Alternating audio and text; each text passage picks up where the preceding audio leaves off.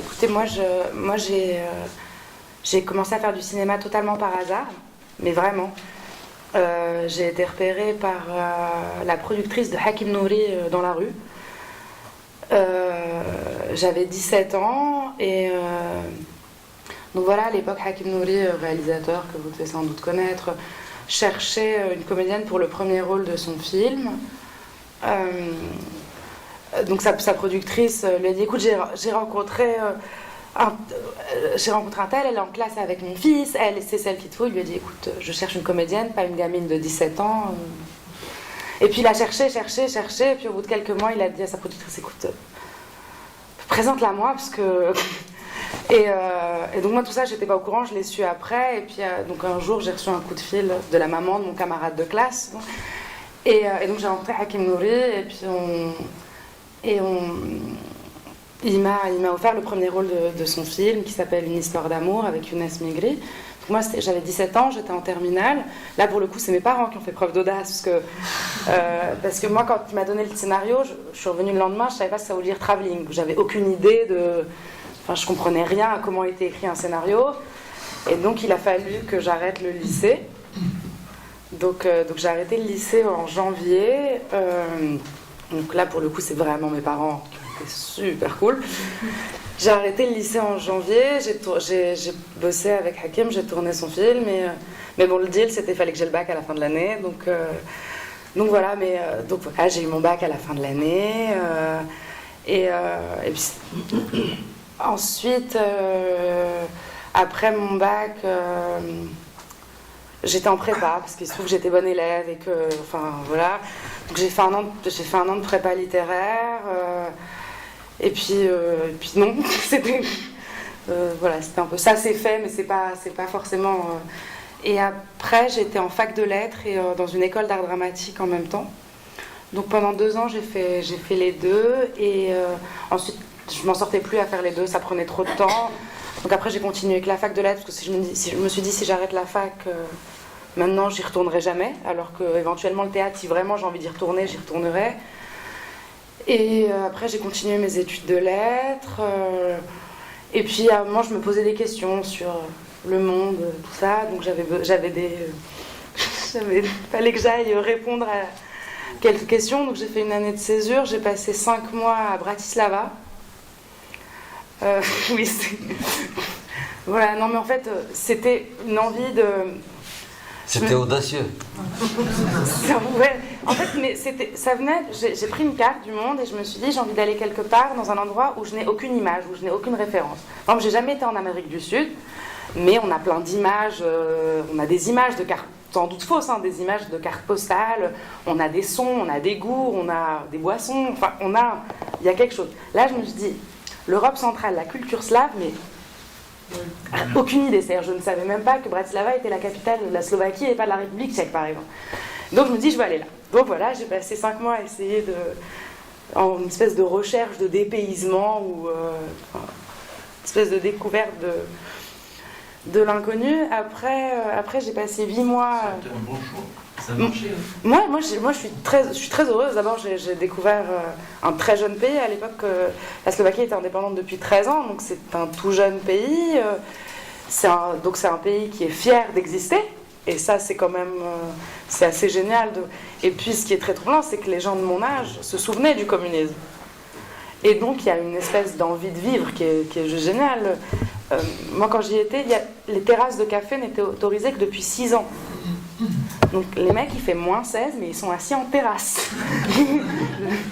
et donc, et c'est génial parce que c'était un pays, c'est un peuple qui est juste heureux de vivre, que le communisme soit terminé, d'avoir un pays qui est super fier de faire partie de l'Union européenne, parce que pour les Slovaques, ça a un sens, alors que... non, mais même pour la France, l'Espagne... Enfin voilà, la portée symbolique est quand même moins forte au quotidien chez les jeunes. Et là, non, donc ouais, ça a marché. Et puis la culture slave est une très belle culture. on y mange très mal, mais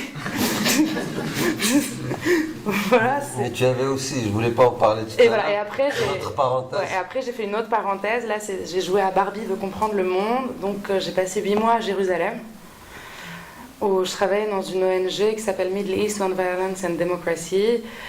Et voilà, je me suis dit, si le monde est aussi bizarroïde, c'est pour beaucoup à cause de ce conflit-là, sur cette terre 3 fois sainte, mais pourtant totalement folle. Donc je me suis dit, je vais essayer de le comprendre in situ, je vais essayer de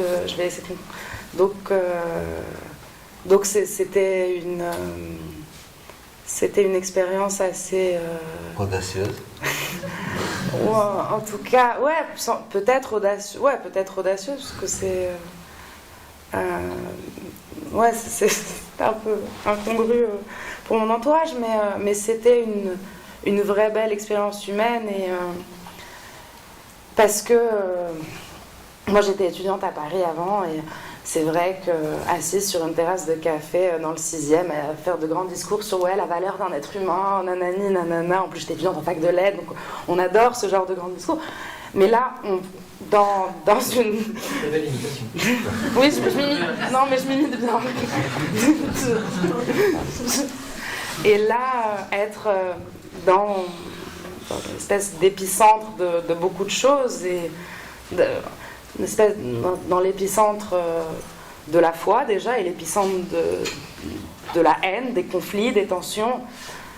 Là, le mot être humain a un sens, parce qu'il y a un moment où les énervés de chaque bord, à Paris, à Casa ou ailleurs, me font beaucoup rire, parce que c'est des postures très claniques, et au bout de 2 jours sur place, on se rend compte que non, qu'il n'y a pas un clan qui serait méchant, un clan qui serait gentil, et que face à nous, il y a des êtres humains. Et donc c'était vraiment une très très belle expérience. Et puis en plus, j'ai eu la chance d'habiter dans la vieille ville de Jérusalem.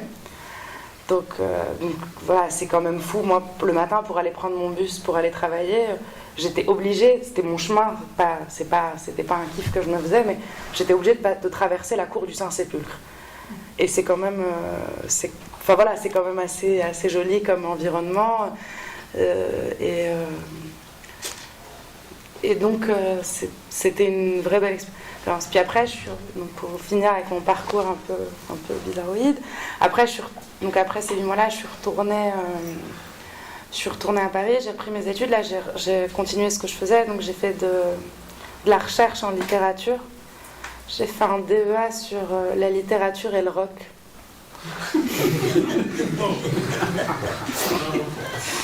Oui, et là, pour le coup, j'ai eu un directeur de recherche qui a eu l'audace de me suivre, parce que j'ai été le voir un jour.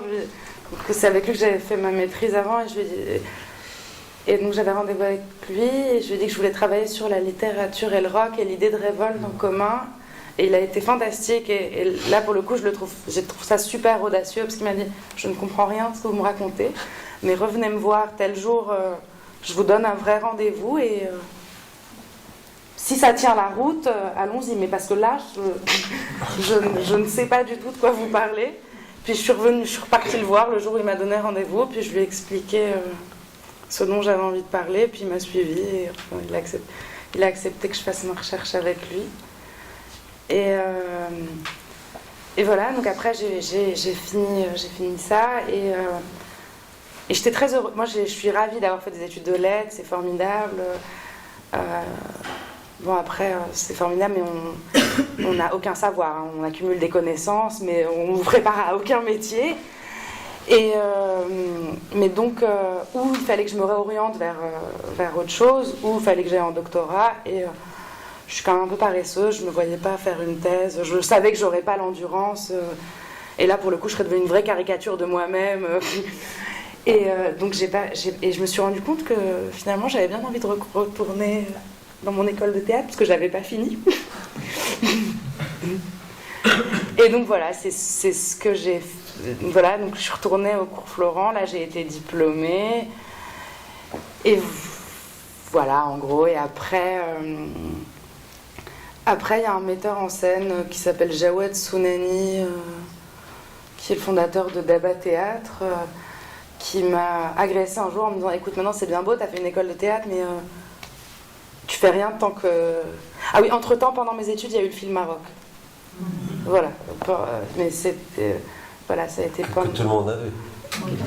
Donc, voilà, il y a eu l'aventure Maroc pendant. Et donc voilà. Et donc Jawed Sounani m'a dit écoute, maintenant c'est bien beau, mais pour devenir comédienne, il faut que tu fasses quelque chose. Donc, tu te démerdes, tu fais ce que tu veux, mais dans 2 semaines, tu montes sur scène. Donc voilà, donc là j'ai eu l'audace de lui dire ok. Et je lui ai dit, mais il m'a dit écoute, tu vas pas, de toute façon tu vas rien jouer, machin. Fais une lecture, mais fais une vraie proposition. Et donc je dis bon, il est fou, mais je vais le suivre. Et puis peut-être qu'il a raison, parce que. Et donc c'est ce que j'ai fait. J'avais fait. Puis là je me suis lancée dans un truc un peu étrange. J'avais très envie de lire Omar Khayyam. Parce que Les Quatrains, c'est le bouquin qui m'a suivi depuis l'adolescence, dans tous mes voyages. Le bouquin est en lambeaux, il y a des notes partout, et c'est une espèce de Bible qui m'a suivi un peu partout. Et puis après, je me suis posé la question, je vais lire en quelle langue ? L'arabe classique, ça n'a pas de vrai sens, vu que c'est pas la langue avec laquelle je suis le plus naturellement plus à l'aise, et puis c'est pas la langue de façon dans laquelle ça a été écrit. Le français, pourquoi pas. Et après, je me suis dit, non, je vais le faire en déjà. Donc je me suis lancée dans une aventure, là, pour le coup, vraiment audacieuse, mais assez inaboutie. Assez inaboutie, où on a traduit un tiers des Robaïyat de Darija.